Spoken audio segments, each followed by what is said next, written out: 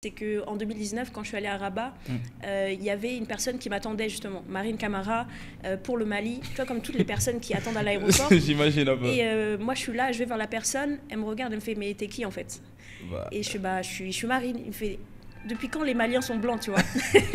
Et je me rappelle toujours de cette scène, c'était un monsieur du Gabon. Ça m'a tellement fait rire, parce que souvent les gens pensent que je suis marocaine, ou algérienne, ou... d'autres origines, même asiatiques, des fois, on me dit tout sauf le Mali, quoi. Mais par contre, dès qu'on entend Camara, là, les gens font le titre. C'est forcément la West d'Afrique, quoi. C'est automatique.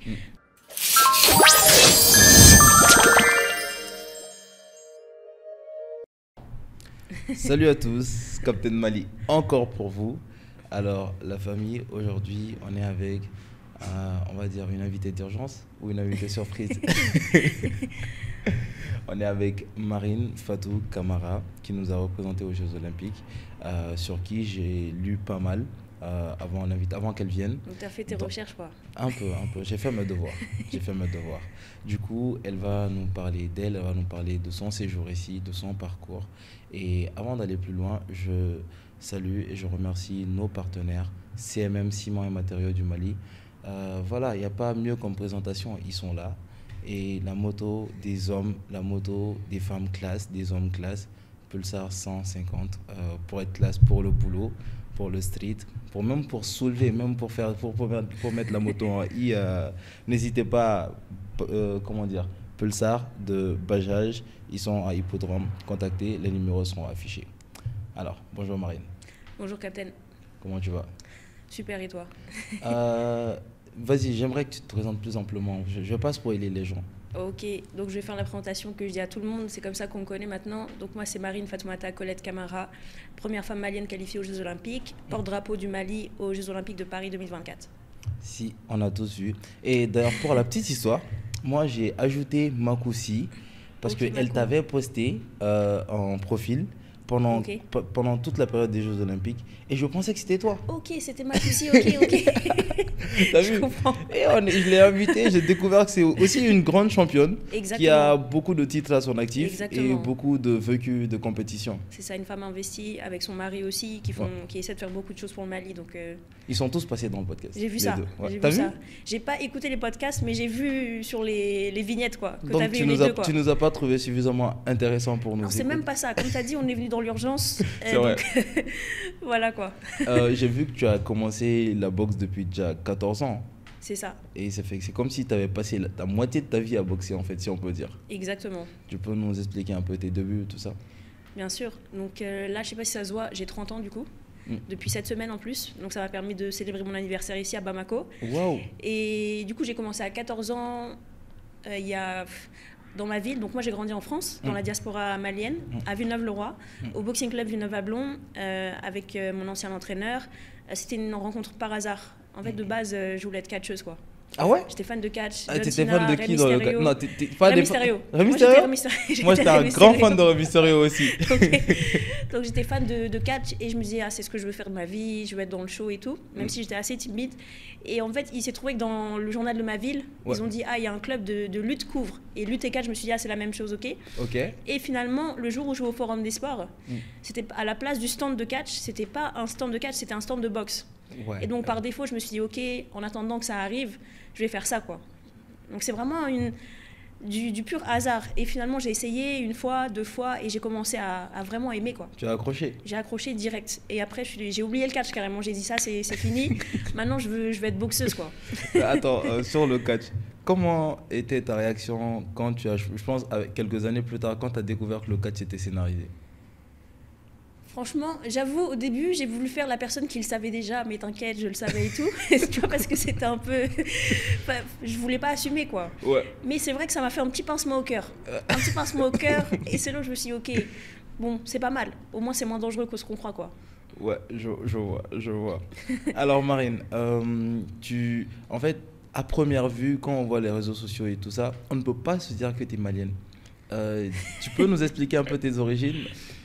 Ouais, donc pour l'anecdote, avant de dire qui je suis, c'est qu'en 2019, quand je suis allée à Rabat, il y avait une personne qui m'attendait justement, Marine Camara, pour le Mali, tu vois, comme toutes les personnes qui attendent à l'aéroport. J'imagine un peu. Et moi, je suis là, je vais vers la personne, elle me regarde, elle me fait, mais t'es qui en fait? Et je fais, je suis Marine. Il me fait, depuis quand les Maliens sont blancs, tu vois? Et je me rappelle toujours de cette scène, c'était un monsieur du Gabon. Ça m'a tellement fait rire, parce que souvent les gens pensent que je suis marocaine, ou algérienne, ou d'autres origines, même asiatiques. Des fois, on me dit tout sauf le Mali, quoi. Mais par contre, dès qu'on entend Camara, là, les gens font le titre. C'est forcément la West d'Afrique, quoi. C'est automatique. Donc, moi, je suis franco-malienne. J'ai ma mère qui est française et mon père qui est malien, de la région de Caille, du village de Guéni.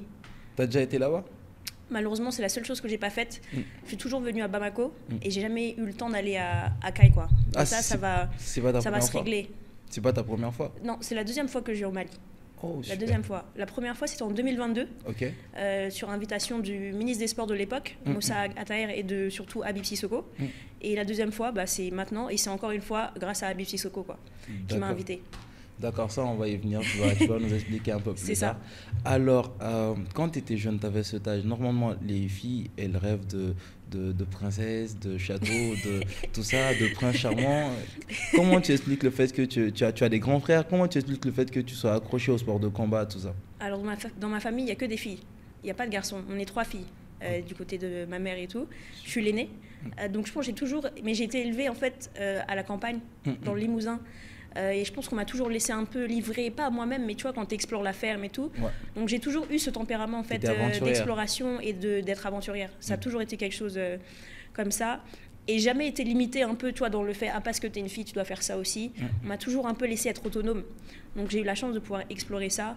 Et je pense que j'ai toujours eu même si j'étais quelqu'un de très timide, j'ai toujours eu un tempérament de quelqu'un de têtu, tu vois. Donc on va dire que ça va bien avec les sports de combat. Têtu, tu as des anecdotes têtu comment? Non, têtu du sens du style, quand je veux un truc, je le fais. Tu vois, par exemple, quand j'ai commencé la boxe, personne ne le savait vraiment de ma famille. J'y suis allée un peu en soum parce que je me dis, peut-être que mon père il va pas vouloir, peut-être que ma mère va pas être d'accord et tout.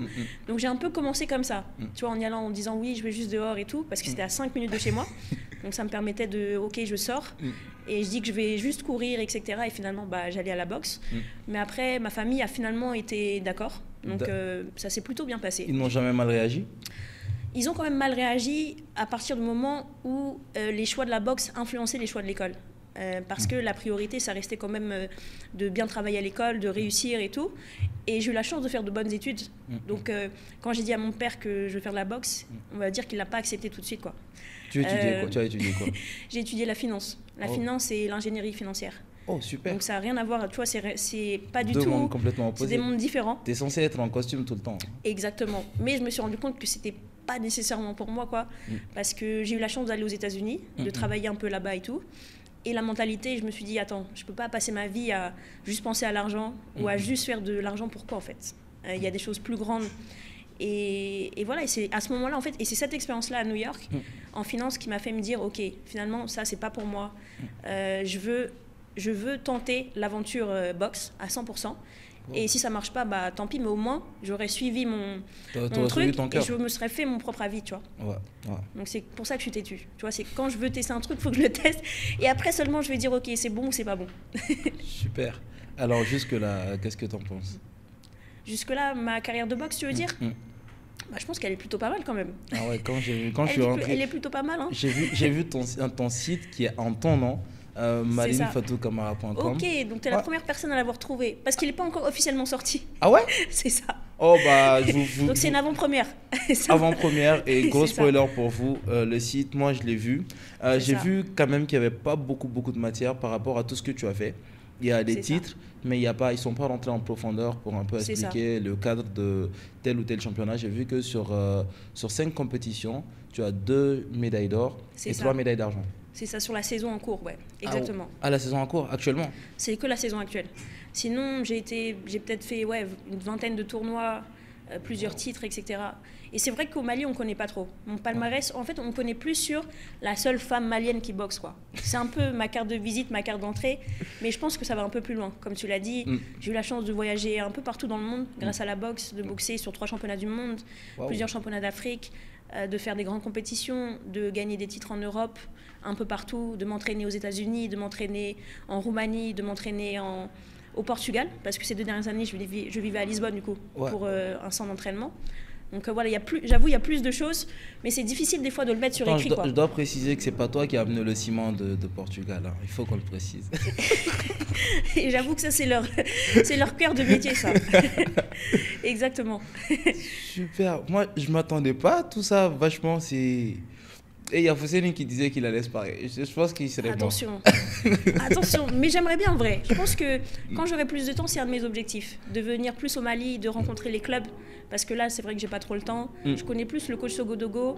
Je connaissais aussi très bien le coach Opa qui malheureusement est décédé, l'entraîneur national. Et après, les boxeurs, ils sont plus nécessairement dans l'équipe, la génération que je connaissais. Donc c'est une nouvelle génération qui arrive. Avec Alou, avec Fousseni justement. Alou, Fousseni, oui. Exactement. Donc je suis pressée de voir ce qu'ils vont accomplir, quoi. Waouh. Mais après aussi, une des spécificités de la boxe malienne, c'est qu'il y a beaucoup de boxeurs étrangers aussi. On est beaucoup de franco-maliens. On est 3 actuellement. Il y a aussi des Maliens espagnols, il y a des Maliens américains. Donc c'est quand même, c'est là où on voit l'importance de la diaspora malienne, quoi, dans le monde. C'est vrai. Et le Mali qui réunit tout ça, en fait. Mais moi, j'aimerais savoir, pourquoi tu as porté ton choix sur le Mali quand tu as commencé à boxer? Parce que tu étais talentueuse. C'est écrit que même sur Wikipédia, on dit que tu étais très talentueuse. Mais pourquoi ton choix s'est porté sur le Mali? J'avoue que ça, c'est la question que tout le monde me pose. Et à chaque fois, les gens pensent que j'ai choisi le Mali par défaut, quoi. Les gens ont tendance à penser que t'as pas été prise en équipe de France, du coup, tu choisis le Mali. C'est ce que la plupart des gens pensent, en tout cas en France. La réalité, c'est que j'étais en collectif France. Je pense qu'avec plus de persévérance, j'aurais pu éventuellement gagner ma place. Mais je sais pas, moi je crois beaucoup au destin, tu vois. Et le destin, c'était écrit que je représente le Mali. Comment est-ce que ça a commencé? En gros... En 2014, bon déjà moi j'ai grandi dans une famille binationale, donc tu peux imaginer le conflit d'identité un peu. C'est vrai. Après c'est souvent la mère qui donne plus la culture que le père, et ma mère est française. Du coup j'ai toujours senti un peu ce manque, je pense, de mon identité malienne. Et naïvement en commençant la boxe, je me suis dit ok, je connaissais pas encore l'équipe du Mali, et en 2014 je découvre le boxeur Souleymane Sissoko, qui est sénégalais en fait, franco-sénégalais. Et je vois qu'il est super investi au Sénégal. Et là, je me dis, waouh. Dans la boxe, Exactement, dans la boxe, dans le sport et l'éducation. Et moi, je me dis, trop bien. Peut-être que je peux faire ça, mais au Mali. Pour moi aussi, apprendre et progressivement aller dans le pays, quoi. Et mettre de l'impact, surtout. Exactement. Parce que le projet initial, c'était pas nécessairement de boxer au haut niveau, finalement, paradoxalement. C'est de faire de l'impact au Mali, quoi. C'était de m'investir. Et en fait, il se trouve que la boxe est devenue un outil parce que quand je parle à Souleymane Sissoko, il me présente Mohamed Diaby. Mohamed Diaby, le champion de boxe, de kickboxing. Donc j'avoue, le Mali, attention, il y a Mohamed Diaby ci, Mohamed Diaby ça. C'est vrai. Tu vois, on peut se confondre. Si. Et donc Mohamed Diaby, il est même proche de Samo qui vient de combattre hier. C'est ça. Et lui, en fait, c'est le premier, je crois, franco-malien, un des premiers à avoir vraiment représenté le Mali, avoir fait les championnats du monde, avoir gagné des médailles sur le championnat africain. Et quand je le découvre, je me dis, waouh, en fait, c'est possible de représenter le Mali. En fait, ça existe, la boxe au Mali. Parce que sur Internet, je trouvais rien, quoi. Tu m'as pas vu, moi? À cette époque-là, t'as dit. À cette époque-là, donc c'est il y a 10 ans, quoi. C'est il y a plus de 10 ans, tu vois. Et il me parle de Mohamed Diaby et je me dis, ok, en fait, je vais être comme lui. Là, tout d'un coup, ça m'a fait un tilt, quoi. Je me suis dit, je vais être comme Mohamed Diaby parce que je venais de voir que c'était le premier Malien à s'être qualifié aux Jeux Olympiques dans l'époque moderne. Bon, malheureusement, après, il a été disqualifié, mais à cette époque-là, je me suis dit, ok, ça existe, ça. Et c'est rentré dans ma tête. Mais tu as vu ça plus comme une opportunité ou tu as vu ça comme une occasion pour toi de mettre de l'impact? Même si les deux sont conciliables, bien sûr. Bon, à cette époque-là, j'étais très fan de boxe quand même. Et je me suis dit, ok, je peux faire les deux. En fait, je peux représenter le Mali, je fais ma carrière, et une fois que ma carrière est terminée, je m'implique dans l'impact. Dans la boxe malienne. Donc j'ai commencé à le visualiser comme ça. Sauf que, à l'époque, mon ancien coach me disait, non Marine, oublie le Mali, ça sert à rien. C'est trop problématique, il n'y a pas de structure. En plus, tu as l'occasion de rentrer en équipe de France, donc concentre-toi là-dessus, quoi. Et j'avoue, j'ai écouté parce que, en plus, dans tous les cas, je n'avais pas les outils pour le faire, quoi. C'est vrai. Et en fait, le destin, vraiment, mon parcours, il est marqué par le destin, je pense. En 2017, je vais en tournée en Algérie, à Sétif. Et il se trouve que tu as une délégation malienne qui est là. D'accord. Avec Alassane Mareko, qui est l'ancien secrétaire général de la fédération. Et donc, il est là, mais il n'y a pas de boxeur du Mali. En fait, il y a juste le panneau Mali, mais il n'y a pas d'athlète. Wow. Parce que les visas n'ont pas été acceptés ou un problème comme ça, quoi. Entre le Mali et l'Algérie, il n'y a pas de visa. Donc, donc c'est qu'il y a eu un problème peut-être de financement ou je me souviens plus. Et donc, je me dis, ok, premier signe. Et c'est comme ça qu'on rentre en contact avec la fédération à cette époque-là. Après, à cette époque-là, je rentre aussi en collectif France.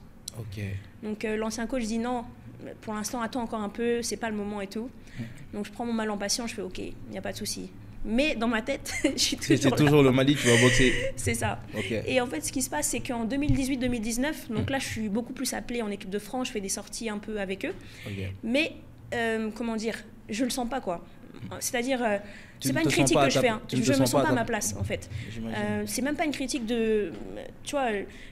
C'est plus je me sens pas à ma place, quoi. Oui, tu avais autre chose en tête, je pense. Je pense que tu avais autre chose en tête et tu étais matrixé par ça. C'est ça. Et on me disait oui, là tu as la possibilité de rentrer en équipe de France, où tout le monde me forçait un peu dans le truc. Mais moi je sentais que c'était, tu vois, c'était pas là.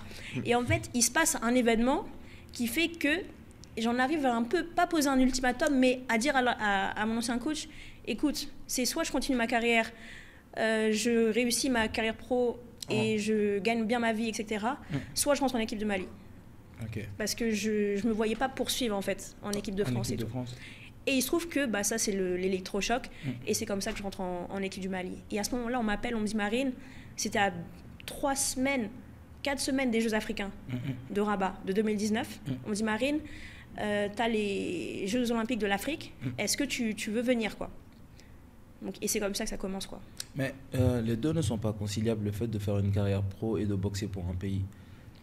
C'est pas possible ou bien... Honnêtement, c'est compliqué. Que ce soit en équipe de France ou au Mali, c'est très compliqué. Parce que le métier que je faisais, qui était un peu dans la finance, etc., c'était du trading. C'est très exigeant. C'est très exigeant du matin au soir. Tu peux pas t'absenter comme ça.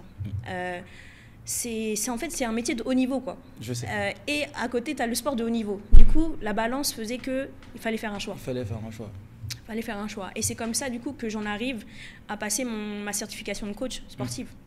Parce qu'à un moment, je me dis, OK, 2018-2019, je finis mon master. Je me dis, OK, la finance, c'est pas trop... ça me plaît pas, quoi. Au moins, j'ai mon diplôme. Si je veux y retourner, j'y retourne. Mais ça me plaît pas trop.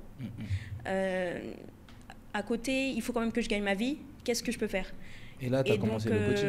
Le coach me dit, OK, tu vas passer ta certification. Parce que j'avais déjà cette habitude de travailler au sein de mon club. Encadrer les femmes, les enfants, les jeunes et tout. Super. Et donc, je fais juste la certification qui me permet de devenir coach personnel, en fait.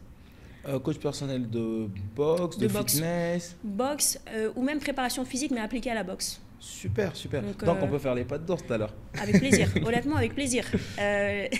Donc voilà, et c'est comme ça, je fais un peu un double projet où je suis... À la fois, j'ai ma micro-entreprise de coaching privé. Je travaille au sein de mon club en tant que coach pour les jeunes. D'accord. Et en parallèle, je mène ma carrière de sportif de haut niveau. Super. Donc c'est comme ça. Super. Mais le fait de boxer pour le Mali, ça ne t'a pas empêché de faire tous ces pays-là et de faire tous ces galas-là, donc au final? En fait, ou c'est quoi la différence? C'est quoi la vraie différence? Alors, boxer pour le Mali, c'est assez c'est pour et c'est contre, comme pour la France. En fait, l'équipe de France, je pense que ça ne me convenait pas parce que c'était un planning qui était structuré, quoi. Il fallait être présent là. Et en fait, tu n'avais pas du tout ton mot à dire parce que c'était une équipe, c'était un métier. Une organisation très bien structurée et très exigeante. C'était très exigeant, il fallait toujours être présent à l'INSEP, etc. Le Mali, en fait, il n'y avait pas d'équipe. Il n'y avait pas d'équipe de boxe. Ça veut dire que quand je rejoins le Mali, en fait, c'est moi qui m'organise. C'est moi qui, avec le coach... tu as plus de flexibilité. Exactement. En fait, j'ai toute la flexibilité que j'ai besoin, sauf quand il s'agit des championnats. Du coup, le championnat d'Afrique, je ne peux pas choisir les dates, etc. Mais en termes d'entraînement, de camp d'entraînement, c'est moi qui choisis. Mais l'inconvénient, c'est que c'est moi aussi qui paye.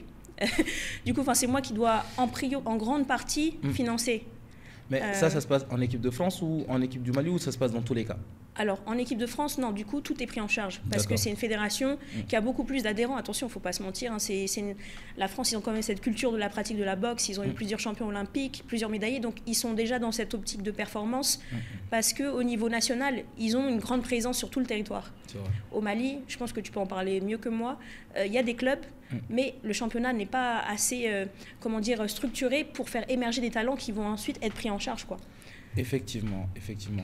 J'allais même te demander, en fait, en termes d'organisation, c'est quoi ton point de vue sur comment on pourrait développer ça à notre niveau? Parce qu'il y a pas mal d'adhérents. Actuellement, la boxe, c'est la mode. Je pense qu'il y a 10 ans, on n'entendait pas parler de boxe. Maintenant, tu ouvres ton Instagram, peut-être que c'est moi qui m'y intéresse, mais j'ai l'impression qu'on ne parle que de ça partout. C'est ça. C'est vrai que ces derniers temps, la boxe, en tout cas, il y a une visibilité incroyable. Pour le Mali, c'est vrai que déjà, personnellement, j'en parle pour moi, j'ai beaucoup de reconnaissance, que ce soit dans la rue ici ou même dans la communauté malienne de France. Je le vois que ça marche, et autant pour les hommes que pour les femmes. Maintenant, la réalité, c'est que moi, j'ai grandi en France, j'ai grandi à l'étranger. Donc, il y a peut-être des dynamiques ici que je ne peux pas comprendre. Et que même si je vais suggérer des choses, ça ne va pas nécessairement être applicable, quoi. Donc, je ne peux pas me permettre de parler au nom des athlètes maliens, mais par contre, si je peux faire émerger des problématiques, ça sera toujours avec plaisir. D'ailleurs, hier, c'est aussi pour ça que je suis ici, c'est qu'il y avait les élections de la Fédération malienne de boxe, où on a vu élire un nouveau président. Ah, wow. Donc, anciennement, c'était Raoul Cheikh Diakité qui a décidé de démissionner pour laisser sa place, et c'est Mahamadou Draba qui a été élu hier. Et j'espère en tout cas que ce sera une nouvelle dynamique pour la boxe malienne. C'est quelqu'un qui était déjà trésorier, qui à son niveau a essayé de faire plusieurs choses. Donc je pense que ça va changer, ça va progresser. Moi je pense que ici, de mon point de vue, parce que j'ai intégré la boxe, mais pas dans un cadre, on va dire, pas dans tout ce qui est organisation. C'est pour ça que tu connais mieux les membres de la fédération, tu connais mieux les noms que moi. Mais moi, je connais plus les boxeurs. Je connais plus les salles. J'ai tourné dans pas mal de salles. Quoi. Ouais, tu vois, on peut faire un combo. Moi, j'ai tourné dans les salles, je sais à peu près de quoi les athlètes se plaignent, de quoi ils souffrent. Et même techniquement, j'ai boxé avec des Français aussi. J'ai mon ami Lassana Koulibaly, de la team, j'ai pas envie de dire de bêtises, en France. Il fait du Muay Thai. Il a été champion de France. Et on a tourné. J'ai Walid Tandia qui est passé là. Et j'ai Émile Samouré qui est dans le mannequinat. Ok, ça me dit quelque chose. Tu connais? Il est grand de taille. Oui, il est métis. Je l'ai vu sur les réseaux. Ouais, j'ai vu. Du coup, il fait de la photo. Ouais, j'ai tourné avec lui. C'est un bon boxeur. Il m'a mis des jabs et des jabs. Il fait 2 mètres et demi ici. Il te met ce qu'il fait, c'est qu'il te met sa jambe entre tes jambes. Parce que lui, et puis il te jab. En vrai, même niveau performance, je comprends un peu le décalage. Et j'ai aussi mes coachs qui sont quasiment franco-maliens, Sorayara et Adama Mariko. Du coup, je connais à peu près le décalage qu'il y a entre ici et là-bas. En fait, les gens qui veulent boxer ici n'ont pas les moyens. Les salles n'ont pas les moyens. Et les compétitions de boxe, en général, elles sont gratuites. Du coup, il y a très peu de rentrée d'argent. S'il y avait plus de compétitions, si les entreprises ne sponsorisent pas, parce qu'ils trouvent qu'en réalité, ça n'attire pas du monde. Alors que Renouveau vient de prouver le contraire avec Raskebe. Moi, j'étais même présentateur. Et la boxe, ça se fait là-bas et les gens affluent. Les gens sont pleins, la salle est pleine à craquer. On fait même un petit village devant où les gens regardent. Et c'est plein aussi. L'audience, elle est là de malade, mais les gens ne sponsorisent pas. Vu que les gens ne sponsorisent pas, ça fait que c'est pas attractif. Exactement. Parce que moi, je suis allé dans les salles ici où il n'y avait pas de gants. Dans toute la salle, il n'y avait pas un seul gant décent. Tu t'imagines? Du coup, et pourtant, les gars ont du talent. Moi, j'ai boxé avec des gens en France, j'ai boxé avec eux. Je sais que c'est pas un problème de talent.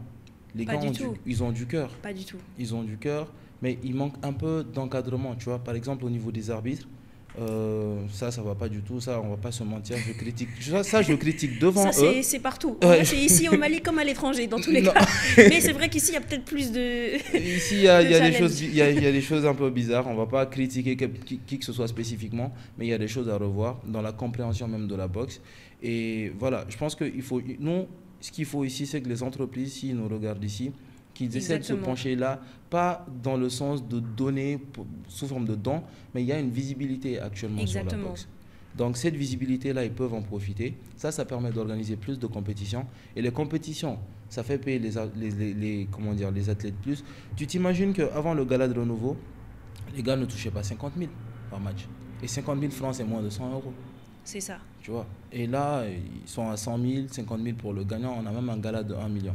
Du coup, l'organisation, je pense que ça va petit à petit. Tu vois. Exact. Parce qu'il n'y a pas que la boxe ici, que la boxe anglaise ici. Il y a le kickboxing. C'est ça. Il y a le MMA, que moi-même je pratique. Il y a le Muay Thai aussi. En fait, les sports de combat sont présents au Mali. C'est une réalité. Et même, là je peux parler pour la diaspora, mais Oui. si tu regardes les combattants dans la diaspora, il y a pratiquement beaucoup et que des franco-maliens. La dernière fois, j'étais sur un gala de MMA à Grigny ou Corbeil. Sur les combats, tu avais Koulibaly, Fofana, que des noms où tu sais que c'est la zone ouest africaine, tu vois. Ouais. Et en France, on a cette culture. La preuve, c'est que la moitié de l'équipe du Mali actuelle, c'est des franco-maliens. Pour te dire. Abdul Karim Batili, mon ami, Bakary Diallo, on est tous franco-maliens. Tu vois, donc on sait que s'il y a plus de moyens, ça va exploser parce qu'on a cette nature, quoi. On est des guerriers, tu vois. C'est vrai. Donc je pense que ça peut changer. Je l'espère. Pour avoir vu la fédération hier, comme je te disais, c'est vrai que ce qui manque, c'est le sponsoring. Aujourd'hui, les principaux financeurs, c'est le ministère des Sports ou le comité olympique. C'est pas suffisant parce que ça aide à fonder la base, mais c'est pas ce qui va aider à étendre l'activité. Et on l'espère qu'à l'avenir, ça va changer avec la nouvelle élection du président. Mais après ça, on verra qu'avec les actions, quoi. Après, moi, je me dis, les gens doivent comprendre aussi que c'est un business. Déjà, le côté business, j'aimerais qu'on en parle vu que tu es financière, plutôt. Ok. Je sais pas si ça se dit, hein. Si je dis une connerie, bah, corrigez-moi. Dis-moi. D'accord. Donc, l'aspect financier en boxe, comment ça fonctionne? Déjà, comment toi, tu gagnes? Si tu n'avais pas ton micro-business de coaching, est-ce que tu gagnerais ta vie à faire des combats uniquement? Non, je te le dis direct. En sachant que je pense que je suis la boxeuse la plus privilégiée du pays à l'heure actuelle. Wow. Parce que je suis la boxeuse qui a fait les Jeux Olympiques, qui sort le plus à l'international. La réalité, pour être transparent avec toi, ma seule ressource venant de la fédération, elle ne vient pas de la fédération déjà. Elle vient du comité olympique du Mali. Parce que je suis boursière olympique. Donc ça veut dire que tous les mois, on me paye une certaine bourse, un certain montant pour m'entraîner et pour aller en centre d'entraînement. Et c'est comme ça que j'ai vécu, en tout cas ces 2 dernières années, parce qu'avec la pression olympique, j'ai pas eu le temps de faire d'autres choses à côté, quoi. En gros, il y a 2 ans, comme je te disais, donc j'étais coach, j'avais mon entreprise, mais en 2022, j'ai dû prendre une décision parce que je voyais que c'était plus conciliable. Entre les tournois internationaux et tu vois, quand tu as des clients, il faut que tu maintiennes un relationnel. Et c'est toi-même qui coach, tu n'as pas d'autres coachs en fait que tu emploies, n'est-ce pas? C'était moi avec moi-même, quoi. Donc j'ai fait le choix de ne vivre seulement que de cette bourse olympique qui était de $750. Donc c'est un budget qui est quand même assez faible, t'imagines? Tu vis en France? Je vis en France, mais en fait, ce qui s'est passé, c'est qu'en 2022, donc en fait, j'étais dans un ancien club où j'ai dû quitter le club. Et sur ma route, quand je vais au championnat d'Afrique du Mozambique, je rencontre mon ami David Pina, qui est une personne que je respecte énormément, un peu un mentor pour moi, et qui est d'ailleurs la première médaille olympique du Cap-Vert. Cet été là à Paris en boxe, et c'est lui qui vient de me dire écoute Marine, moi aussi j'ai quitté mon entraîneur, je viens de m'installer à Lisbonne dans un centre d'entraînement de haut niveau. Viens, tu devrais essayer, t'as plus d'entraîneur là, viens essayer, tu vas voir, quoi. J'y suis allée et j'ai accroché direct. Comme je te disais, quand tu sens que tu dois être à cette place-là, à ce moment-là, c'était ça. Et donc en fait, ce centre-là, il m'a permis de m'entraîner à 100%. Parce que tu avais nutritionniste, tu avais kiné, tu avais tout ce qui fait la performance en fait. Et de vivre seulement avec $750. Donc c'était difficile. Et tu y arrivais? Où tu es? C'était compliqué. C'était compliqué parce que pour être honnête, encore une fois, il y a eu beaucoup de manquements de la part du Mali. C'est-à-dire, en 2022, quand je viens à Bamako, c'est pour justement proposer ma planification olympique avec un budget détaillé de tout ce que j'ai besoin. Vraiment un budget qui était même réduit carrément, pour te dire la vérité, de à peu près 30 000 euros. Je ne sais pas si on peut parler de chiffres aujourd'hui, mais bien sûr, voilà, bien quoi. Sûr. Donc, et en fait, ce qui se passe, c'est que je l'envoie au ministère. On me dit que ça va être approuvé et finalement, aujourd'hui, j'attends toujours, quoi. Tu vois. Donc ça a été compliqué de gérer ces 2 dernières années. C'est pour ça que je pense être assez fière de ce que j'ai accompli. Parce Après, que j'ai galéré, quoi. C'est difficile de demander de la performance d'une personne si on n'investit pas en elle. C'est ça. Donc ça a été un peu vivre en survie. Et après, c'est un peu dans une position conflictuelle en tant qu'athlète. Parce que d'un côté, tu veux me montrer la meilleure image du Mali, mais il y a des réalités du terrain qui font que... Qui sont véritables. Qui te limitent, quoi. En sachant que, comme je te disais, moi, je suis la personne la plus privilégiée du pays en termes de boxe. Parce que la réalité, c'est que Fousseni, Walou, etc., ils ne bénéficient pas de tout ça. Comme toi, enfin, tous les combattants. Donc, t'imagines. Et la difficulté, encore une fois, c'est peut-être la situation politique aussi du Mali qui fait que ce n'est pas vu, comme tu l'as dit, comme un marché. Il n'y a pas de marché. C'est pas vu comme un business par les uns et les autres. Exactement. Donc à part peut-être des associations qui vont vouloir te soutenir parce que tu mets une cause en avant, parce que tu es une femme, parce que tu as des facteurs qui font que tu peux être attirante sur l'aspect social. Oui, et les gens peuvent profiter de ta lumière. Par exemple, une association qui veut combattre les VBG, par exemple, peut passer par toi. Exactement. Une ONG. Exactement. Ou, par exemple, même une marque. Est-ce que tu as déjà eu ces expériences-là? Pas du tout. Tu vois, la réalité, c'est que maintenant, oui. Parce que c'est vrai que quand tu sors des Jeux Olympiques, cette visibilité, elle m'a beaucoup aidée. C'est comme ça d'ailleurs que je travaille à RFI maintenant. Parce que ça m'a donné une certaine crédibilité et ça m'a permis d'être visible auprès d'acteurs qui sont importants. Donc, le sacrifice, on va dire qu'il a payé parce que les opportunités que je n'ai pas eues avant, je commence à les avoir maintenant. Mais la réalité, c'est qu'il n'y a pas de partenaire. Il n'y a pas de sponsor à l'heure actuelle, en sachant que je vais à l'étranger. Donc, les Maliens, ils ne me connaissent pas non plus nécessairement ici. Je vais en France. Quelle entreprise va sponsoriser un athlète malien, tu vois, c'est un peu une position où tu es quand même assez autodépendant. C'est délicat, en fait. Et moi, ma manière de faire, c'est quoi? C'est l'entrepreneuriat. Parce qu'on reste soniqué, je pense. On a tous cette âme d'entrepreneur. Donc, et on n'aime pas nécessairement demander de l'aide aussi. C'est vrai. Donc, moi, ma manière de vivre aujourd'hui, c'est j'ai créé mon entreprise, je vis de ça. Je travaille pour ça parce que c'est aussi ce qui m'anime, quoi. Une autre entreprise que celle du coaching. C'est ça, exactement. Tu peux nous parce en qu'on veut parler toujours ou innover, tu veux quoi. Est-ce que je peux en parler aujourd'hui? Je pense que ça peut. Elle sera présente sur mon site bientôt. C'est une entreprise en fait qui fait de la formation. Qui fait de la formation sur différentes problématiques et qui se base sur la boxe en fait. On va faire de la formation de dirigeants, on va faire de la formation de jeunes, de différents publics qui ont différentes problématiques, quoi. Je suis très heureux que tu abordes ça ici aujourd'hui parce que pour moi en fait le sport en général, parce que moi j'ai fait du bodybuilding avant de commencer le MMA. Ok, super. J'en ai fait en Algérie, j'ai même passé deuxième dans un championnat national. Félicitations. Merci, c'était en 2018. Du coup, j'ai commencé la boxe tard. Comparé à toi, j'ai commencé la boxe en 2019, tu vois, 2019-20. Du coup, les gens ne connaissent peut-être pas ce que la boxe peut apporter ou les sports en général peut apporter en termes de confiance en soi. Exactement. À une personne. Du coup, si tu as quelque chose de spécifique à dire, des anecdotes là, ça peut être important. Je pense que je suis ma propre anecdote. C'est-à-dire que, comme je te disais, quand j'ai commencé, j'étais quelqu'un d'extrêmement introverti. Il y a même des gens qui pensaient que j'étais muette, quoi, pour te dire. Parce que j'étais quelqu'un qui était beaucoup dans ma tête. D'accord. Aujourd'hui, je pense être assez à l'aise maintenant devant les médias ou comme on échange maintenant. Oui, c'est la première fois qu'on se voit, on n'a même pas fait de briefing. Exactement. Donc, il y a comme tu vois, ça marche, quoi. Oui. Et j'ai eu la chance de coacher des jeunes et de coacher des femmes. Et il y a eu beaucoup de changements. J'ai eu la chance de coacher des femmes qui m'ont donné leur confiance parce qu'elles avaient été victimes de violences, par exemple, conjugales. Et de voir comment elles se sont transformées grâce à la boxe, ça me rend toujours... ça m'émeut beaucoup. Tu vois, les enfants qui arrivent, qui manquent de confiance en eux. Et à la fin de l'année, les parents qui disent « on est trop contents. Aujourd'hui, notre fille s'exprime beaucoup mieux à l'école. Elle a réussi à se faire des amis. Elle a réussi à se développer. » Parce que c'est vrai qu'on a toujours tendance à parler de performance sportive. Mais la boxe, c'est avant tout, comme je te disais un peu plus tôt, c'est un outil de développement personnel. Et c'est tout un esprit, en fait. Moi, je pense que c'est un esprit. C'est une discipline. Comme on dit, c'est une école de la vie, en fait. Ça t'apprend beaucoup de choses. Ça t'apprend à t'exprimer, à extérioriser, à contrôler tes émotions. Parce que la plupart des personnes introverties ou extraverties, c'est qu'on a des choses en nous qu'on veut dire, mais qu'on n'arrive pas, quoi. Et des fois, taper dans un sac... tu extériorises tout, en fait. Exactement. Et je pense que tu as pu voir... Toi, qu'est-ce que ça t'a fait, la transition du bodybuilding, par exemple, à la boxe? La transition du bodybuilding par rapport à la boxe... Émotionnellement, ou je veux dire pour toi, quoi, ton développement personnel. En réalité, moi, j'ai toujours été un peu grande gueule. C'est-à-dire que quand je faisais du bodybuilding, je ne me considérais pas forcément le meilleur. Je faisais ça parce que j'aimais le sport. Et même si ça contraste avec le moi d'il y a, on va dire 15 ans, je détestais le sport. J'en faisais pas du tout, aucun sport. Au lycée, je faisais pas du sport. Je cherchais tout le temps des fiches de dispense pour ne pas aller en cours de sport. Ok, d'accord. À ce niveau-là. Tu vois, du coup, quand j'ai commencé le bodybuilding, c'est parce que j'aimais pas les sports collectifs. On allait jouer à la... C'est mon podcast ou c'est le tien? Je sais pas, tu m'as dit de laisser le flow, quoi. Non, donc... non, en vrai... Mais c'est vrai, est-ce que tu as fait un épisode pour te présenter déjà? Non. Je pense que tu dis pas assez de choses et qu'il y a beaucoup de choses intéressantes sur toi. On va faire ça. Ça va être l'épisode. Ça va être ton épisode finalement. Donc.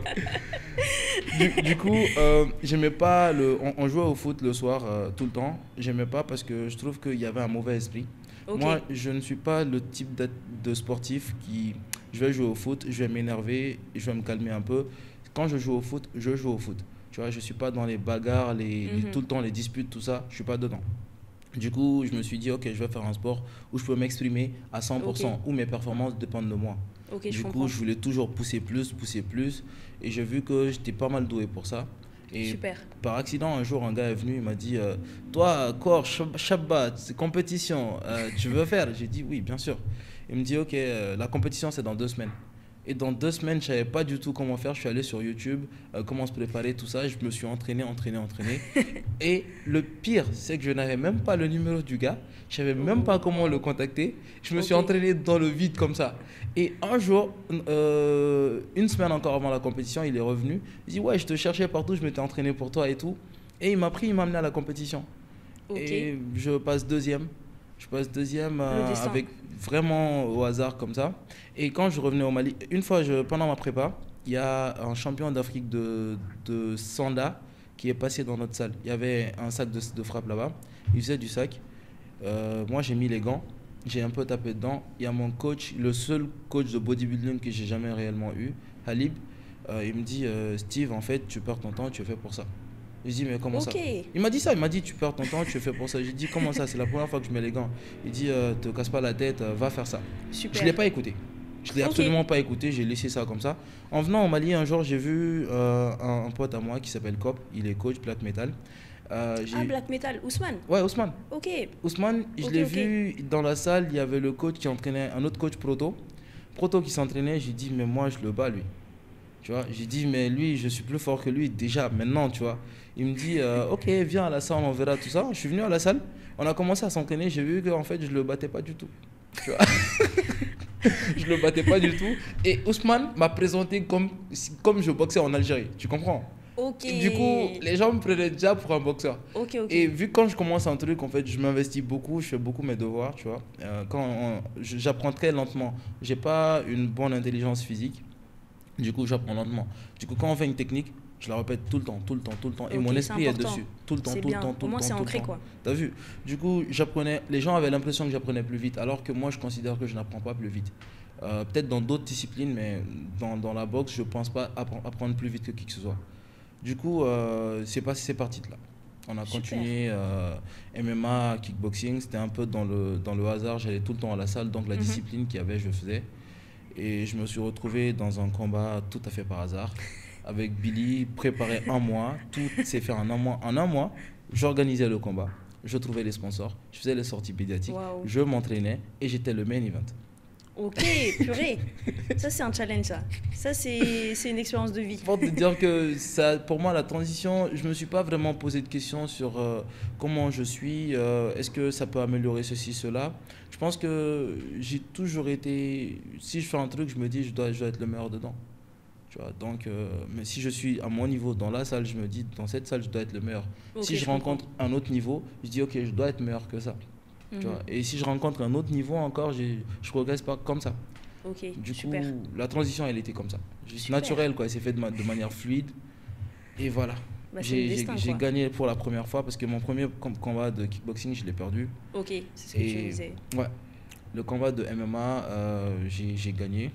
Mon premier combat. Le second, j'ai pas l'impression d'avoir perdu, mais j'ai perdu selon les juges. Okay. Donc voilà, je suis pas triste du tout. Et je veux combattre à nouveau. Bah, tu m'inviteras, j'espère. Bah, j'espère que tu seras là. Du coup, je pense que ça apporte beaucoup de choses dans la confiance en soi. Ça apporte beaucoup de choses dans... En fait, quand tu rentres dans une pièce, c'est vrai que les gens peuvent se dire qu'on n'est pas des barbares. Les gens pensent que... Il y a certaines personnes qui pensent que la boxe, c'est juste se taper et tout ça. Mais en vrai, tu peux rentrer dans un espace pour te dire que tu ne crains rien. En fait, tu as confiance en toi. Exactement. C'est pas forcément d'où ça vient, mais tu as confiance en toi. Tu te dis, ok, j'ai pas peur de parler, j'ai pas peur de ceci, cela, parce que en fait, je crains rien. Exact. Tu vois, je sais pas si tu vis ça de la même manière que moi. Non, et j'avoue, je me dis que, imagine, on m'agresse dans la rue, je sais que j'ai de quoi me défendre, quoi. Ouais. Je vais le voir comme ça, où je sais que souvent on me dit que tu es une force tranquille, parce que les gens vont te voir. Bon, surtout, je ressemble à une jeune femme, etc. Donc les gens vont... Mais tu es une jeune femme. Non, j'ai 30 ans quand même. Ah, ça va. Mon âge, il passe, quoi. Mais c'est vrai que les gens vont jamais se dire que je suis boxeuse. Ça, c'est clair. C'est vrai, c'est vrai. Et c'est un peu ça mon couteau suisse, quoi, mon arme fatale. Si jamais j'ai besoin de...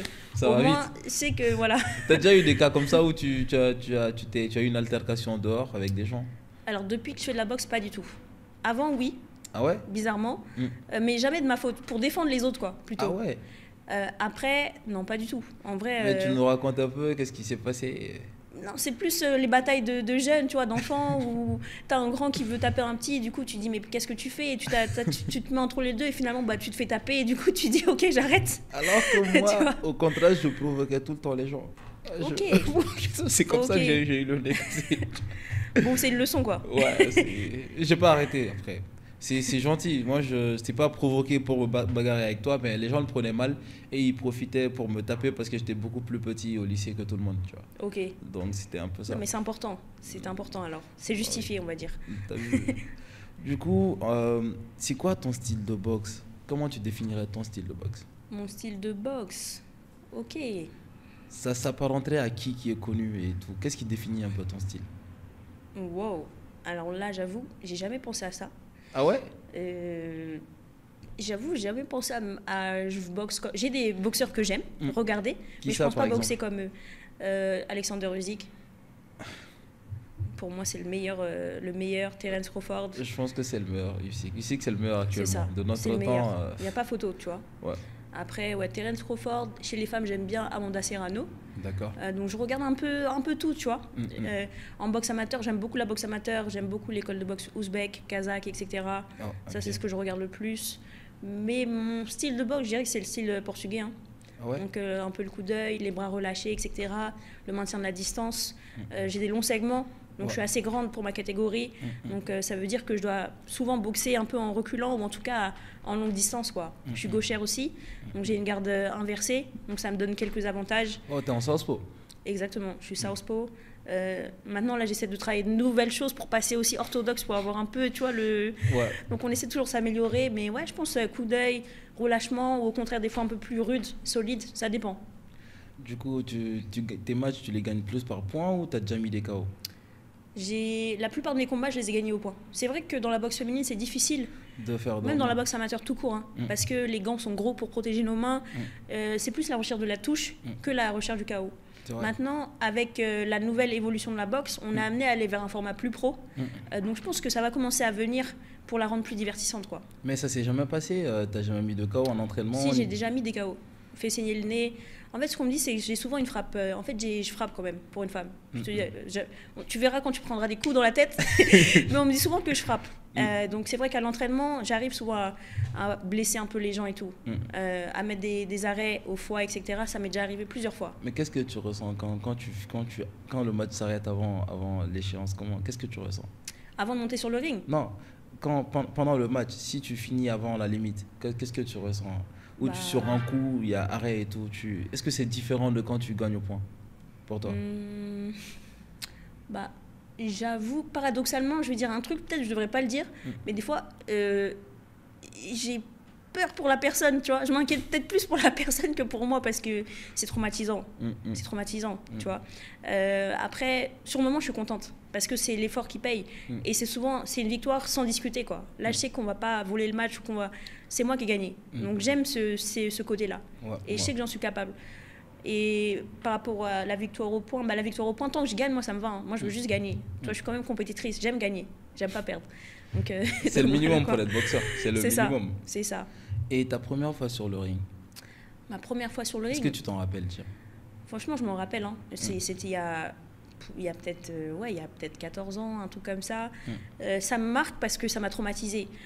En fait, c'est, tu vois, quand t'es un jeune, à l'époque, j'étais quelqu'un de très anxieux et tout. Et c'est un peu comme toi. Ça veut dire, un mois avant le combat, t'as un coach qui me dit, au fait, tu boxes. Et je fais, mais je n'étais pas préparée. En fait, moi, quand j'ai commencé la boxe, je voulais juste faire la boxe, tu vois. J'ai aimé ça, mais j'avais oublié que tu pouvais être athlète et on m'avait pas encore parlé de la compétition. Et en fait, je pense, vu que je me débrouillais bien, un jour, le coach, il me dit, au fait, tu vas boxer dans un mois. Je fais, pardon. Et là, d'un coup, tu vois, quand tu as ce sentiment d'adrénaline là, qui monte, d'anxiété et tout. Je vois exactement ce que tu veux dire. Je pense que sur le premier combat, j'étais un peu consommée par ça. Je me rappelle, en plus, on m'avait fait boxer avec une fille qui était championne de France, qui avait plein d'expérience. Wow. Moi, j'avais 0 combat, je venais de commencer il y a 3 mois. En fait, on t'a donné un sacrifice à une championne qui devait une victoire de plus, en fait. Exactement. Et comment ça s'est soldé? Comment ça s'est passé? J'avoue, en fait, je me souviens plus des émotions que du combat en lui-même. Je sais pas comment te dire. Je vois exactement ce que tu veux tu dire. Vois du coup, comment ça s'est passé? C'était un sans décision. Donc, il n'y avait pas de décision, mais je pense qu'elle avait gagné, je te dis la vérité. Et voilà. C'est un match d'exhibition, quoi. Exactement, c'était parce qu'à l'époque, en France, nous, on passe le gant rouge. Le gant rouge, c'est le diplôme qui te permet, comme la ceinture jaune en judo, de faire des compétitions. Donc, c'était ce match-là qui allait me permettre de rentrer dans la compétition, quoi. Et en fait, ce qui m'a plu, c'est que plusieurs mois après, je me suis vengée et je l'ai gagné. Wow. Donc, ça m'a, tu vois, un peu comme Cédric Doumbé quand il a perdu et il a fait toutes ses vengeances. C'est un peu ce sentiment-là où tu dis, c'est bon, le palier, il est passé, je peux continuer ma route, quoi. Est-ce que tu suis d'autres sports de combat et tout? J'avoue, je suis pas mal le MMA. Ah ouais? Le MMA, Imamov Nassourdine, malheureusement, qui a battu ton champion hier soir. C'est historique et ça fait plaisir. C'est une belle histoire pour Imamov. Hein, c'est carrément une transition, changement de staff, etc. Comme quoi, je pense que quand tu es avec les bonnes personnes, en fait, tu peux que performer, quoi. Ton esprit, il est tranquille. Donc, il y a ça. Après, je suis quoi? J'aime beaucoup le kickboxing, le K1, le Glory, à l'époque, la boxe thaï aussi. C'est pour ça que tu me parles de Cédric, parce qu'il y a plein de gens qui le connaissent que sur le MMA. Non, j'avoue, moi, je l'ai suivi au Glory, c'était incroyable. Je l'ai suivi plus, d'ailleurs, au Glory que maintenant. Maintenant, je suis moins dedans, quoi. Il combat pas beaucoup. Glory, je me rappelle de quoi? 75 victoires. Et je pense 7 ou 5 défaites. Ouais, je pense qu'il avait peu de défaites. Dans 80 combats à peu près. Oui, il a battu tous les champions. Moi, j'ai pas suivi la carrière de Doumbé, mais pour m'entraîner, j'ai quasiment regardé tous ses combats. Ok. Quasiment tous ses combats, je les ai regardés. Du coup, c'est un style que je trouve très intéressant et c'est un puncher. C'est ça, et en plus, c'est un mec qui a une bonne anglaise. Ouais. En fait, ce qui le fait gagner à chaque fois, c'est l'anglaise. Donc c'est pour ça aussi que peut-être il y a plus d'affinité avec lui. Comme avec Alissa Meksen, c'est des gens qui sont très forts dans leur point, quoi. C'est vrai. Et de toutes les salles où tu t'es entraîné, laquelle tu as préféré? Quelle école tu as préféré? Je pense que tu as été en France, tu as été aux États-Unis, en Portugal. Tu as même été un peu. Bon, je sais pas si tu as eu des entraînements ici. Mais quelle école t'as préférée? Alors le seul endroit où je me suis pas vraiment entraînée, c'est au Mali, pour l'instant, pour te dire la vérité. Ah ouais? C'est le Mali où j'ai jamais fait d'entraînement, sauf avec l'équipe du Mali quand on part en tournoi. Sinon, je me suis pas encore entraînée ici. Et ça, c'est un de mes objectifs pour mon prochain voyage. Sinon, comme tu le disais, j'ai pu m'entraîner beaucoup. Et la salle que je préfère, c'est le Portugal. Hein. C'est la maison, c'est là où je vis. C'est là où tu as passé le plus de temps ou... Non, pas du tout. C'est en France. Dans mon ancien club, j'ai passé quand même peut-être 10 ans là-bas. 10 ans là-bas. C'était un style qui était assez académique et qui finalement, je pense, ne me permettait pas de m'exprimer à 100%. Je pense. Ça m'a donné de bonnes bases, mais c'est pas ce qui m'a permis de performer comme je performe aujourd'hui, quoi. C'est le Portugal, je pense, qui correspondait plus à ma personnalité, qui m'a permis d'être plus moi-même sur le ring. Donc ça a bien complété avec les deux. Donc je pense pas en soi qu'il y ait de meilleure école ou non. C'est vraiment en fonction de toi, commenter, etc. Une école qui colle à ta personnalité. D'avoir un coach qui surtout s'adapte à toi. Parce que dans certaines écoles, des fois, on force les gens à apprendre la boxe d'une telle manière. Mais imagine, tu vas voir quelqu'un qui est longiligne, ou quelqu'un qui est un peu plus craintif, ou quelqu'un qui est un peu plus bagarreur. Tu peux pas amener la performance de la même manière chez chacun d'eux. Il faut que tu t'adaptes, quoi. C'est vrai. Donc, et le Portugal, le coach Bruno Carvalho, qui est avec moi aux Jeux Olympiques, dans mon coin, c'est lui qui est là, quoi, qui me parle en portugais.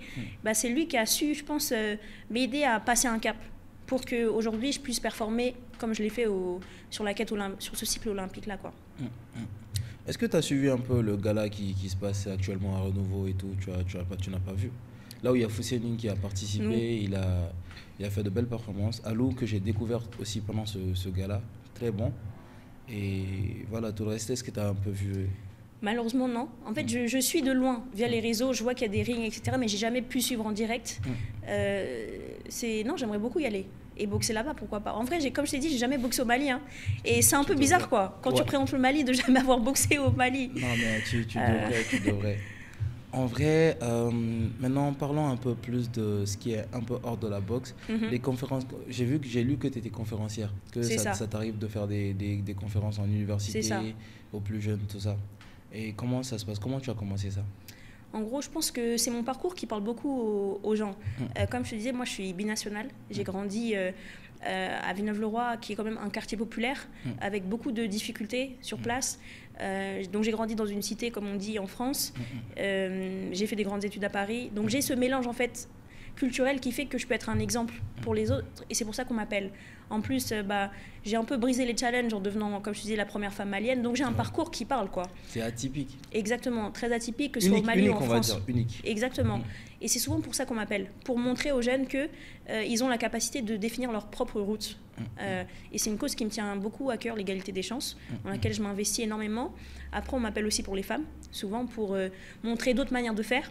Parce que ce soit en France ou au Mali, on a souvent cette idée. Les femmes ont une ligne à suivre. On a tous une ligne à suivre, mais Exactement. les femmes, c'est un peu plus prononcé à votre niveau. Parce qu'on a beaucoup d'attentes. C'est vrai. Tu vois, se marier, avoir des enfants. Surtout ça.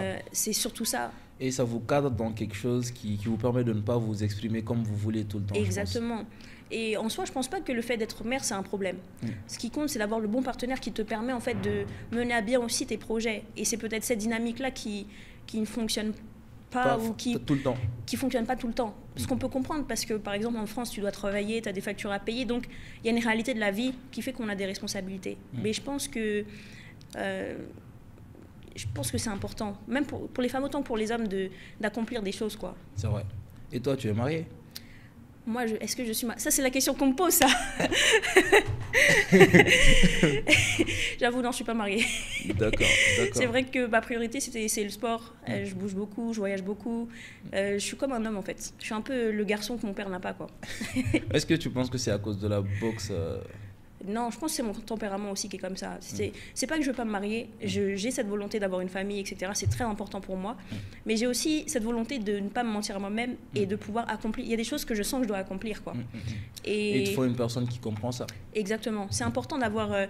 imagine, si du jour au lendemain, je passais d'athlète olympique à une femme qui va rester à la maison, qui va se concentrer sur une vie de famille... à 100%, ça serait difficile pour moi, pour te dire la vérité. J'ai besoin d'avoir un équilibre où je puisse quand même accomplir des choses, parce que je suis quand même quelqu'un d'aventurier qui va sur le terrain, quoi, et qui permet de concilier les deux. Je sais que c'est possible, mais disons que pour l'instant, j'ai pas encore eu l'opportunité de concilier les deux, quoi. Super, je pense que l'opportunité, j'espère qu'elle viendra suffisamment à temps, à point nommé. S'il n'y a pas de tôt ou tard, j'espère qu'elle viendra à point nommé. C'est ça. Super.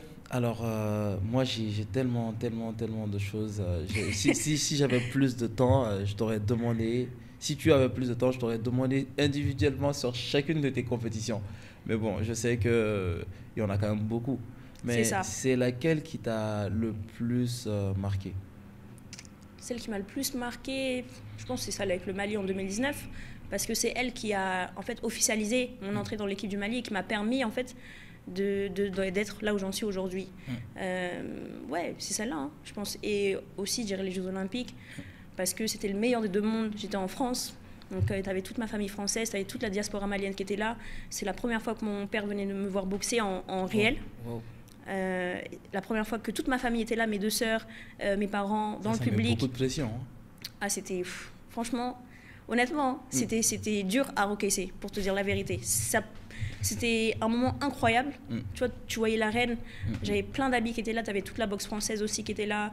Des amis qui sont venus avec des banderoles, les panneaux, les drapeaux du Mali et tout. 2019 Là. En 2024. Là, sur Paris 2024. Ok. 2019, en fait, j'ai aimé parce que c'est... En fait, quand je suis arrivée, il y a beaucoup de gens qui m'avaient dit « Ah, mais... » Elle, c'est une Française, elle vient boxer en Afrique parce que c'est facile, mais quand elle va voir la dureté des Africains, elle va comprendre que c'est pas la France ici. Et en fait, c'est comme ça que j'ai commencé à gagner le respect un peu dans la boxe africaine. C'est que les gens ont vu que, certes, je suis une boxeuse technique, que quelqu'un d'autre, mais que je pouvais aussi être dure et que je pouvais gagner, quoi. Donc c'est comme ça que j'ai commencé à me faire connaître. Donc pour moi, cette compétition, elle est importante. La deuxième, c'est les Jeux Olympiques parce que ça a marqué une boucle qui s'est bouclée à Paris, à la maison, avec la communauté malienne qui était autour de moi, avec tout le soutien, avec tout le monde. Tu vois, par exemple, Village Olympique, tu avais beaucoup de travailleurs maliens.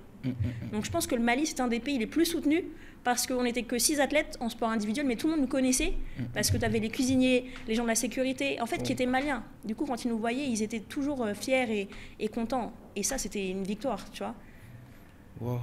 Parce que le Mali et la France, on est quand même assez proches. Donc, mais le parcours, parce que j'ai essayé de suivre les Jeux Olympiques 2024, mais j'en ai vu très peu. Par exemple, le combat de Ismaël, j'ai pas pu voir du tout, tu vois. Et même toi, ton parcours, j'ai l'impression que j'ai eu un décalage en fait à mon niveau. J'essayais de suivre les JO, mais à chaque fois ça passait, je suivais pas et tout. Mais qu'est-ce que tu retiens de ces JO là? Des jeux. Qu'est-ce que j'ai retenu? Je pense que je peux faire mieux. C'est ce que j'ai retenu. J'ai retenu. En fait, je pense que les Jeux Olympiques, c'est un cap émotionnel qu'il faut passer. Quand tu arrives, pour moi, c'est la plus grosse arène dans laquelle j'ai boxé, avec un public qui était incroyable. Je me rappelle, tu vois, moi j'ai l'habitude des championnats du monde. J'en ai fait 3, j'ai fait les Jeux africains, j'ai fait des grosses compétitions en Europe. Donc, cette émotion-là, normalement, je pensais la maîtriser. Carrément, je m'étais mise, je travaillais avec un préparateur mental, j'avais un nutritionniste, le poids, tout était bon et tout. Et dans la zone d'appel, en fait, donc tu as la zone de warm-up, où tu t'entraînes, tu fais les gammes, tout se passait bien et tout. Et tu arrives dans la zone d'appel. La zone d'appel, c'est la zone où 5 minutes avant de monter sur le ring. Et en fait, dans cette zone d'appel, tu as la télé qui a vue sur toute l'arène. Et tu vois les gens, tu vois tes proches et tout. Et là, je commence à voir des panneaux, Bali et tout, Marine et tout. Je commence à voir mon père, ma famille. Je fais...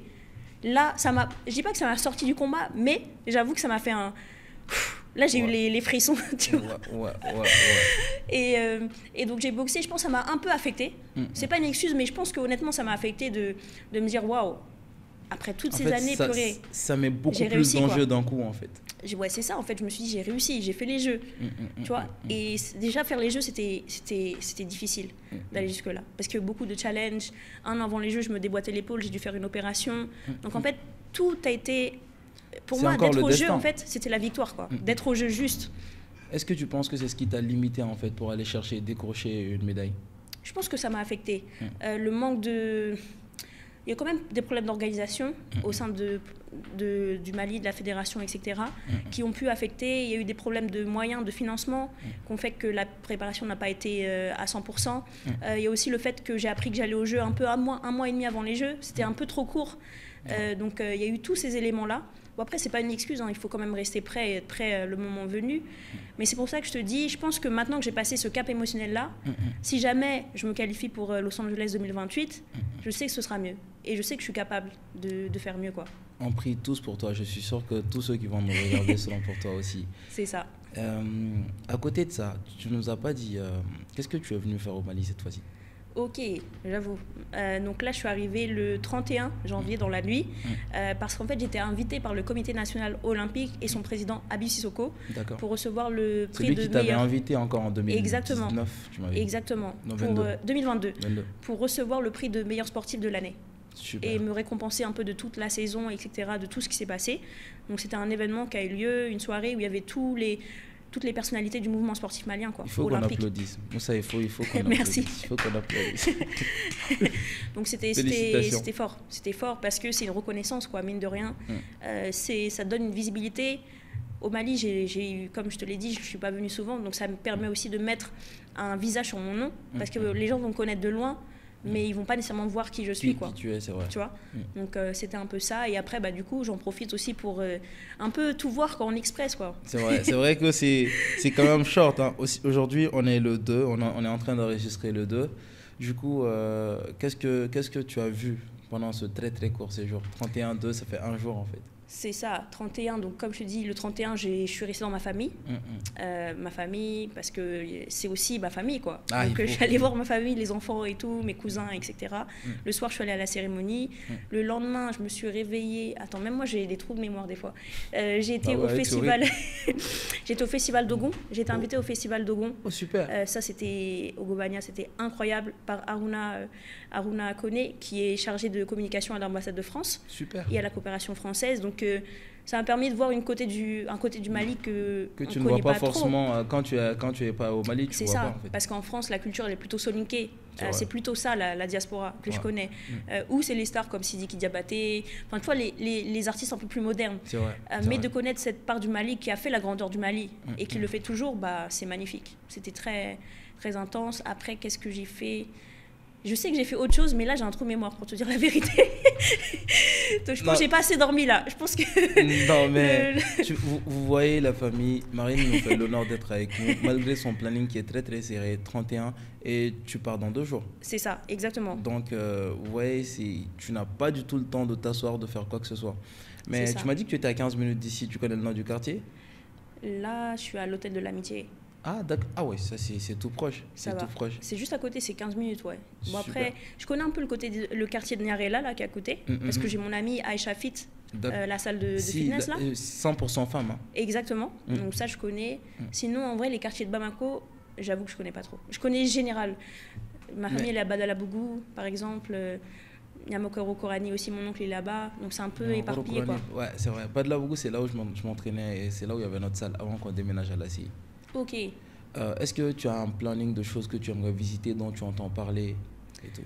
Bon, moi, mon rêve au Mali, il est simple. C'est de faire le parcours de Amadou Hampâté-Bâ dans son livre Amkoulel l'enfant Peul, Mandiagara, Mopti, Diéné, Gao, etc. C'est tout ça qui m'intéresse. Et bien sûr, Kai. Parce que c'est le premier livre, en fait, avant même que je vienne au Mali, qui m'a ouvert sur la culture du pays et la multiplicité ethnique, quoi, le vivre ensemble. Ouais. Parce que je ne connaissais pas vraiment ça à l'époque. Et c'est avec ces lectures-là que je me suis dit, waouh, attends, la richesse qu'on a, elle est incroyable. Et c'est ce livre qui m'a un peu rendu obsessif, quoi, sur le Mali, quoi. Ouais. Donc c'est ça. Je profite pour saluer le grand frère. J'essaie de l'inviter depuis un moment, il essaie de m'esquiver, mais je pense que je vais finir par l'avoir.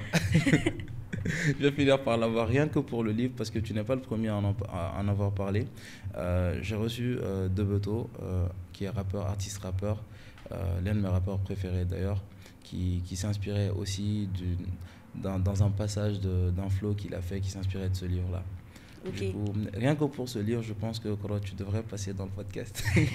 Carrément, c'est une bibliothèque, le livre.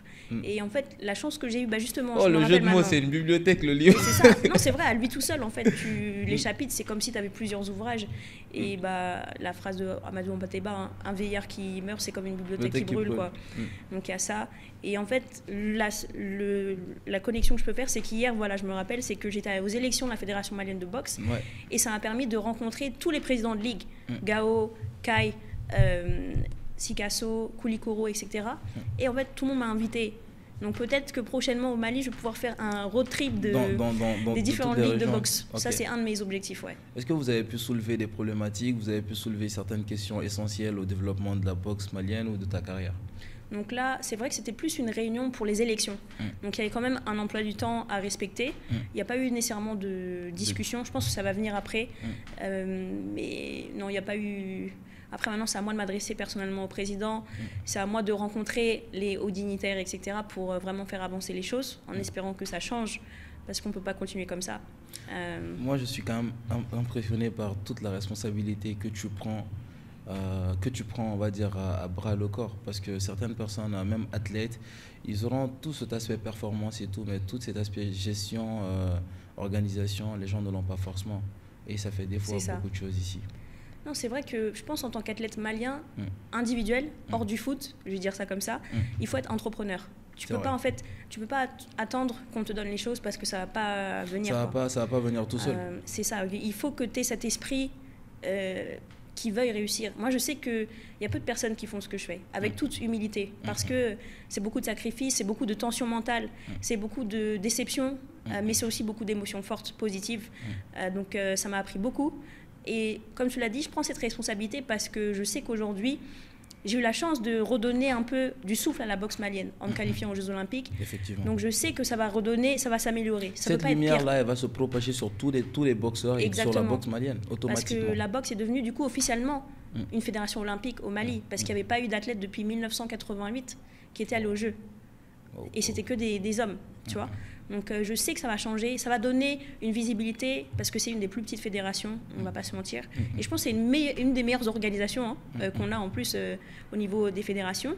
Donc je pense que ça va être mieux. En plus, je n'ai pas encore rencontré le ministre des Sports, Monsieur Fomba. J'espère le rencontrer bientôt. Avant de partir ? Exactement, mais ça va. Je pense qu'il y a quelque chose à faire. Super. Bon, après, on pourra en reparler plus tard, mais on verra ce que ça va donner, quoi. Super. Est-ce que tu as quelque chose à adresser à toutes ces femmes athlètes, en fait, qui n'ont pas la carrière que tu as, mais qui ont les désirs que tu as? Bah déjà, j'avoue qu'il y a une réalité, comme je te disais. Hein. Des fois, j'ai du mal à parler pour le Mali parce que je sais que j'ai une vie différente, un environnement différent et j'ai pas envie de venir et dire oui, ça va aller, la force, etc. Il y a une réalité du terrain qui fait que c'est très compliqué. Maintenant, je pense que les choses vont changer. Je sais que les femmes maliennes sont fortes. Les femmes maliennes sont des combattantes. Les femmes maliennes sont déterminées. Elles sont capables de faire beaucoup de choses en même temps, gérer des familles, gérer leurs ambitions. Toutes les femmes que j'ai rencontrées, elles m'ont inspirée. J'en ai rencontré beaucoup, que ce soit Aïssata, que ce soit des femmes de la police malienne. Pour moi, c'est impressionnant. Aïssata Keïta de Aïcha Fit, qui est quand même une femme qui a monté un projet de démocratisation et de féminisation du sport au Mali, ce qui est important. Donc je sais que ça va changer. Maintenant, il faut un coup de pouce et c'est en ayant beaucoup plus de visibilité. Parce que la réalité, c'est qu'il n'y a pas de parité encore, il n'y a pas de présence. Quand j'étais aux élections, tu avais une seule femme. Il y a Makou qui en parle tout le temps. Sur un groupe de peut-être 20 hommes, quoi. Il y a Makou aussi qui en parle tout le temps sur sa page du manque de représentation. Il y a un manque de représentation. Exactement. Et je pense que déjà, si on arrive à avoir plus d'athlètes qui performent féminines, ça va changer des choses. Il y a le basket, il y a le taekwondo, il y a beaucoup de qualités. Donc... moi, je sais surtout qu'au basket, les femmes performent plus que les hommes. Exactement. Honnêtement, les femmes maliennes performent le plus. En boxe aussi. En football, je ne connais pas trop, mais je sais qu'il y en a beaucoup qui sont signés, que ce soit des franco-maliennes ou même des maliennes. Et ça, c'est peut-être aussi le futur du Mali, le fait de réintégrer la diaspora pour augmenter et amener un peu un nivellement vers le haut. Donc, on va voir ce que ça donne. Mais mon message pour les femmes, c'est de continuer, de s'entraîner. Tous les soirs, je vois dans les parcs, il y a beaucoup de femmes qui sont présentes. Je pense que la seule chose qui manque, c'est vraiment un lien institutionnel qui pousse cette pratique-là. Pour l'instant, je l'ai pas vu. J'espère que ça va venir. Et moi, je sais qu'à mon niveau, j'ai pour objectif de m'investir, de créer ma salle de boxe, de m'impliquer au Mali. Au Mali ? Bien sûr, c'est pour ça que j'ai commencé en vrai. Moi, je te conseillerais de voir un centre de formation où les gens peuvent même avoir des diplômes. Je ne sais pas si on a déjà au Mali, mais que le coaching soit vraiment organisé parce qu'il y a beaucoup de gens qui s'improvisent coach ici, surtout de boxe quand ils ont une patte d'ours et tout. Après, ils viennent à former des gens qui ne sont pas bien formés. Après, la boxe, c'est pas un jeu. On joue au foot et tout, mais en boxe, quand on boxe, on joue pas à la boxe. Exactement. Du coup, je pense que tu devrais inclure ça dans tes projets. C'est ça. Écoute, la réalité pour laquelle je suis venue au Mali, c'était ça. C'est que mon projet initial, c'était de créer une école de formation au métier du sport, de la boxe. Super. Et c'est pour ça que, avant de faire ça, j'avais besoin d'avoir la légitimité, d'être un athlète reconnu. Dieu merci, je l'ai eu avec les Jeux Olympiques. C'est ce qui, maintenant, tout le monde me connaît pour ça. Donc, je sais qu'à l'avenir, je pourrais le mettre en place. Maintenant, il faut quand même trouver des financements, il faut trouver des partenaires. Mais je fais un appel, s'il y a quelqu'un qui est intéressé pour mener ce type de projet, n'hésitez pas à me contacter. Mais en tout cas, c'est dans les lignes, quoi. Je sais qu'on va travailler ensemble, je le sens, je ne sais pas pourquoi. Moi, je suis persuadé aussi. Voilà, moi, le sport, ça a pris une très grande place dans ma vie. J'étais à la fac, j'étais là pour étudier les réseaux et télécoms en Algérie. Je me suis retrouvé à faire beaucoup d'heures de sport. Super. Et là encore, je ne sais pas pourquoi je m'entraîne comme si j'étais en camp d'entraînement. J'étais 2 fois par jour, des fois minimum 1 fois, depuis très très longtemps quand même. Donc je ne sais pas pourquoi je fais ça, parce que je n'ai même pas de combat prévu. Alors, toi, est-ce que d'ici, tu as dit Los Angeles 2028, d'ici là, est-ce que tu as des dates en perspective? Est-ce que tu as des projets à plus court terme que ça? Donc là, la réalité pour Los Angeles, c'est qu'on ne sait pas encore si la boxe sera au jeu. Parce qu'il y a eu des problèmes au niveau de la fédération internationale qui a été critiquée pour corruption. Et c'est la seule fédération mondiale qui a un président russe. Donc ça crée beaucoup de conflits par rapport à la situation qu'on connaît. Donc en gros, en septembre 2025, on va savoir si la boxe est toujours au jeu. J'espère qu'ils ne vont pas la retirer parce que ça reste quand même un sport emblématique des Jeux, mais on ne sait jamais. Et d'ici là, c'est quoi? Bon, là, comme tu l'as vu, j'ai pris un peu de poids, j'ai pris des vacances parce que ça faisait 4 ans que je charbonnais comme un animal. Donc non, l'objectif à court terme, c'est de reprendre l'entraînement. Là, j'ai commencé à reprendre doucement mais sûrement et de faire mon retour sur le ring très bientôt dans un événement que je compte organiser moi-même en France. Au sein de la diaspora malienne, pour mettre en valeur en fait tous ces talents de la diversité et franco-malien. Donc c'est un peu ça. Septembre 2025, si tu passes par Paris, ça devrait se faire quoi. Super. J'espère pouvoir y assister. J'en sais trop rien. Moi, voyager, j'y pense pas beaucoup. Je sais pas pourquoi je suis comme ça. Je ne pense pas du tout à voyager. En vrai, t'es bien ici. Quand tu vois le temps en Europe, c'est mieux d'être ici. Alors, toi, tu dis ça alors que là, les gens ont froid. Là, les jours ont froid. On est en début février. Il va bientôt commencer à faire chaud dans pas longtemps. Mais là, les gens ont froid. Hier, moi, j'avais froid. Alors que j'ai quand même vécu dans d'autres pays et tout, mais ton corps se déshabitue et s'habitue à de nouvelles choses. Exactement, c'est vrai. Alors, je pense qu'on a parlé de pas mal de choses. Je pense qu'on va... Si tu as un mot de la fin, des salutations, des personnes que tu aimerais remercier, tout ça. Non, déjà, je vais te remercier toi, Steve, parce que c'est vrai qu'on ne s'est jamais rencontrés, mais ça a matché direct. Donc, ça m'a fait plaisir de pouvoir aborder toutes ces conversations ici avec toi. C'est trop, trop cool. Et après, je tiens à remercier toutes les personnes qui me soutiennent, tout simplement, les personnes qui font partie du chemin, parce que mon objectif, c'est, même si je suis seule sur le ring, c'est quand même de créer une communauté et de pousser la boxe malienne de l'avant, et j'ai eu la chance de pouvoir le faire. Donc non, je tiens à remercier toutes les personnes qui m'aident. Je fais une dédicace à mes sœurs, Kathleen, Ophélie, à mon amie Gabriella qui m'accompagne, qui est un peu mon agent, etc. Super. À mes parents. Bon, après, je vais énumérer, c'est un peu long, tous mes amis, le comité, etc. La FEMA Box, etc. qui me soutiennent autant qu'ils peuvent. Donc voilà. Super. Merci beaucoup, Marine. Merci d'être passée. Alors, la famille, à une prochaine fois dans les escapades du Capitaine.